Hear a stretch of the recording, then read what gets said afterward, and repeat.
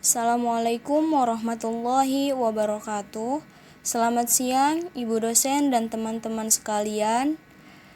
Saya Tiara Safitri. Di sini saya akan memaparkan presentasi tentang tugas komunikasi terapeutik dan komunikasi kelompok. Baik, di sini ada susunan tugasnya, yaitu ada 6 poin. Bismillahirrahmanirrahim. Dimulai dari poin pertama, yaitu tuliskan pengertian tentang komunikasi terapeutik.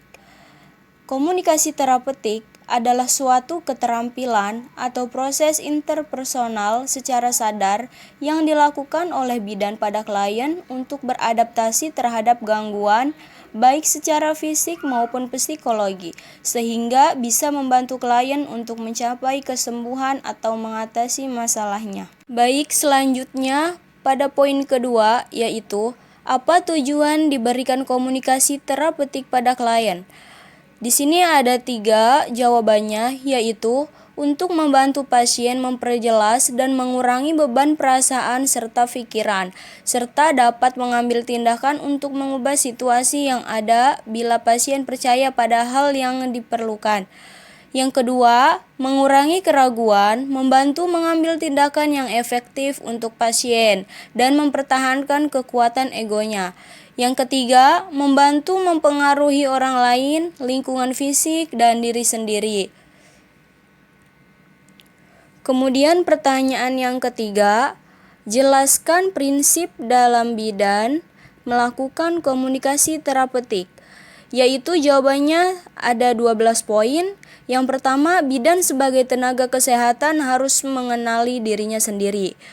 Yang kedua, komunikasi harus ditandai dengan sikap menerima, percaya, dan menghargai. Yang ketiga, bidan harus paham, menghayati nilai yang dianut pasien. Yang keempat, bidan harus sadar pentingnya kebutuhan pasien. Yang kelima, bidan harus menciptakan suasana agar pasien berkembang tanpa rasa takut dan mempunyai motivasi mengubah diri. Yang keenam, bidan harus menguasai perasaannya sendiri. Yang ketujuh, bidan harus mampu menentukan batas waktu yang sesuai dan konsisten. Yang kedelapan, bidan harus paham akan arti empati. Yang kesembilan, bidan harus jujur dan berkomunikasi secara terbuka. Yang kesepuluh, memiliki kemampuan sebagai role model, altruisme untuk mendapatkan keputusan dengan menolong orang lain secara manusiawi. 11. Bidan harus berpegang pada etika serta dalam mengambil keputusan berdasarkan prinsip kesejahteraan manusia. Yang terakhir, bertanggung jawab dan 2 dimensi, yaitu pada diri sendiri dan pada pasien dalam pelayanan kebidanan. Kemudian pertanyaan yang selanjutnya, apa manfaat bidan memberikan komunikasi terapeutik pada klien? Jelaskan. Jadi yang pertama, jawabannya untuk mendorong dan menganjurkan kerjasama antara bidan dan pasien. Yang kedua, mengidentifikasi, mengungkap perasaan dan mengkaji masalah serta mengevaluasi tindakan yang dilakukan bidan. Yang ketiga, memberikan pengertian tingkah laku pasien dan membantu pasien mengatasi masalah yang dihadapi. Yang keempat, mencegah tindakan yang negatif terhadap pertahanan diri pasien. Baik, pertanyaan yang keempat yaitu bagaimana sikap bidan dalam memberikan pelayanan pada klien agar bisa membantu kesembuhannya? Jelaskan. Jadi, sikap bidan dalam memberikan pelayanan pada klien yaitu dengan berhadapan, berkontak mata, membungkuk ke arah klien, dan sikap terbuka dan rileks. Dan pertanyaan yang terakhir yaitu dalam teknik komunikasi, bidan perlu asertif, humoris, diam, dan reflektif. Coba jelaskan dari masing-masing tersebut. Jawabannya adalah berawal dari poin asertif, yaitu kemampuan untuk meyakinkan dan nyaman untuk mengekspresikan pikiran dan perasaan dengan tetap menghargai orang lain.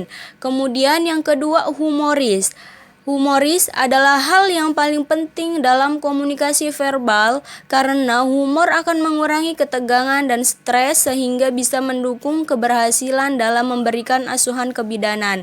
Kemudian pada poin ketiga yaitu diam.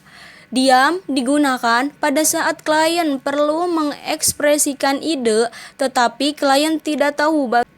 Sikap diam juga bisa digunakan baik oleh klien ataupun bidan untuk mengorganisir pikirannya. Sikap diam memungkinkan klien untuk dapat berkomunikasi secara internal dengan dirinya sendiri, mengkoordinir dan memproses informasi yang didapat. Dan yang terakhir yaitu reflektif atau refleksi, artinya mengarahkan kembali ide, perasaan, atau isi pembicaraan.